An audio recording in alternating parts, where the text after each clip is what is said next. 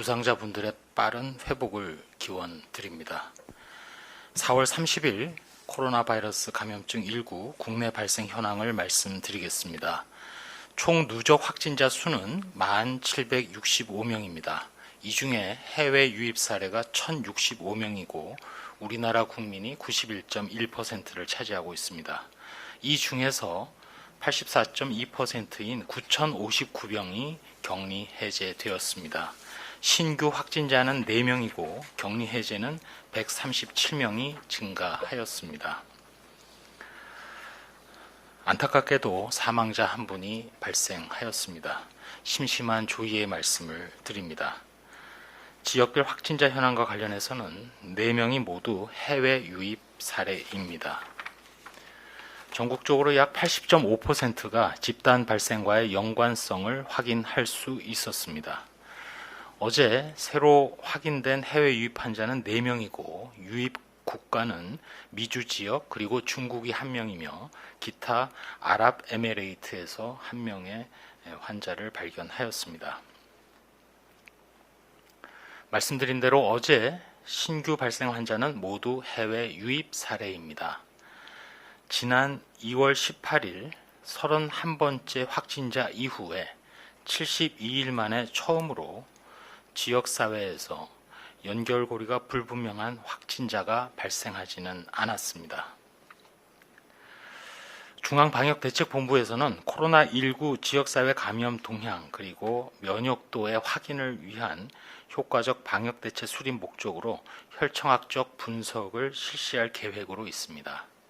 전체 국민을 대표할 수 있는 표본을 선정하는 방법의 하나로 효율적인 국민건강영양조사를 통해서 확보되는 혈액을 활용할 예정으로 있고 추가로 감염병 특별관리지역을 대상으로 해서 우선적으로 항체검사를 시행하는 것도 검토하고 있습니다. 전문가들과의 논의를 거쳐서 시약을 선정하고 신속하게 진행하도록 하겠습니다.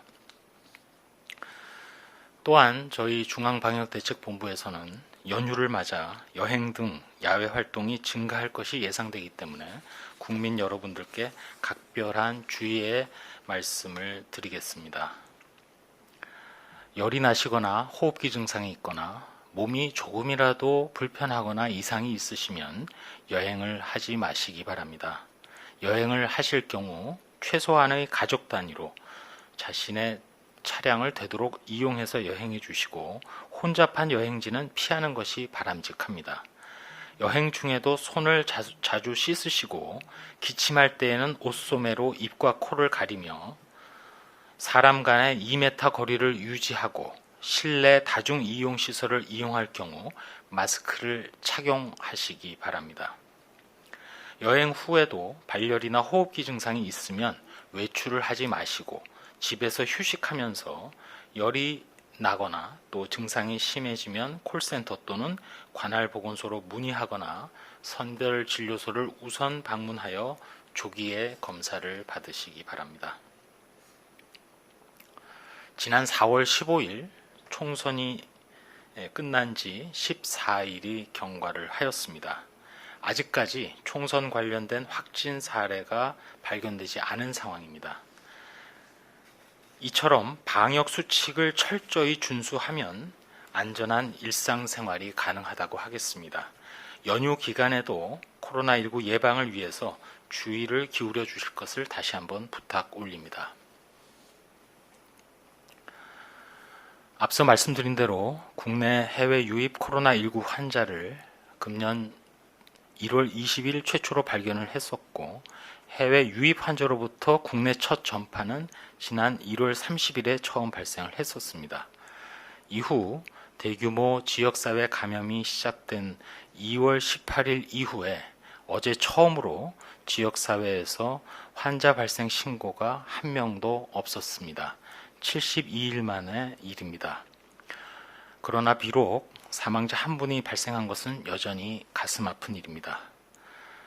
그럼에도 불구하고 지역사회 발생이 감소되고 있는 점은 대단히 의미 있고 또 감사한 결과입니다.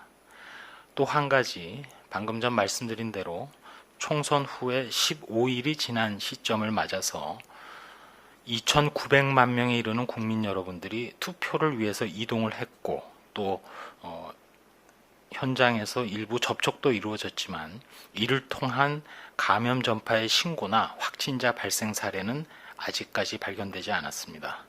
이 모든 것이 강력한 사회적 거리 두기 그리고 지금도 지속되고 있는 사회적 거리 두기에 솔선해서 협조하시고 실천해 주신 국민 여러분들의 덕분입니다. 비록 전 세계적으로 아직 코로나19 유행이 계속되고 있고 또 유효한 치료제나 백신이 없는 데다가 지역사회의 집단 면역도에 대해서도 아직은 불확실합니다. 그렇지만 지금까지 해온 생활 속의 방역 수칙이 일상화되고 또 습관이 되고 또 만에 하나 다시금 환자 발생이 늘어난다 하더라도 조금이라도 우려되는 상황에 처할 경우 다시금 강력한 사회적 거리두기를 실행해 나간다면 우리가 지금 맞서 싸우고 있는 코로나19 바이러스가 상대하기가 어렵고 또 힘들고 까다로운 병원체이지만 충분히 대응할 수 있다는 자신감도 가지게 해줍니다. 우리나라는 코로나 발생 규모를 통제할 수 있는 경험을 가진 상황이 되었습니다. 이러한 경험은 자발적 참여 그리고 거리두기, 기침 예절, 의심이 되면 외출을 삼가하고 조기에 신고하며 진단검사를 받고 만약 자가격리될 경우에는 수칙을 잘 지키고 또 끊임없이 정교하고도 철저한 역학조사를 시행하는 그런 모든 활동들의 근거를 두고 있습니다. 방역 실무자로서 또한 저희 중앙방역대책본부에서는 국민 한 분 한 분이 정말 위대한 국민이라고 생각하고 또 실감을 하게 됩니다. 이러한 솔선수범한 방역 노력 실천에 더해서 현재 의료기관과 의료진들이 의무 기록 수집에도 적극 노력해 주고 계십니다. 또한 일부 확진자분들은 회복기 혈장을 제공해 주고도 계십니다. 오늘도 계속 감사의 말씀을 드리며 곧 의무 기록에 대한 자료 분석 방안, 또 공유 방안, 더 나아가서 회복기 혈장에 대한 구체적이고 계획적인 확보 방안도 준비해서 말씀드리도록 하겠습니다. 네, 지금부터 기자님들 질문에 답변하는 시간 갖겠습니다. 먼저 사전에 질문 받은 두 가지 먼저 질문 드리겠습니다. 첫 번째 질문입니다. 지역사회 감염이 75일 만에 0명이 됐다고 말씀을 해주셨습니다.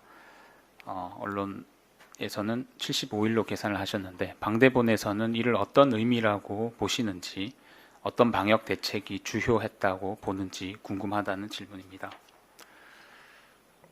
네, 날짜의 좀 차이, 저희가 72일로 말씀드린 이유는 그 해외 유입에 따른 전파가 아니라 순수하게 국내에서의 지역사회에서의 전파로 날짜를 계산해서 이제 날짜가 좀 차이는 납니다만 어쨌든 전체적으로 앞서 그 브리핑 말미에도 말씀을 드렸는데 항상 이러한 코로나19와 같은 위기가 닥치게 되면 우리나라 전체 국민 여러분들이 합심해서 노력하고 연대하고 위기를 극복하는 저력을 보여주신 덕분이라고 생각합니다. 구체적으로는 국민들 한 분 한 분이 강력한 사회적 거리두기 또 이어서 현재의 사회적 거리두기에 적극 참여 실천해 주시고 또 기침 예절을 비롯한 각종 위생 수칙을 철저히 잘 지켰다는 그런 반증이 된다고 봅니다.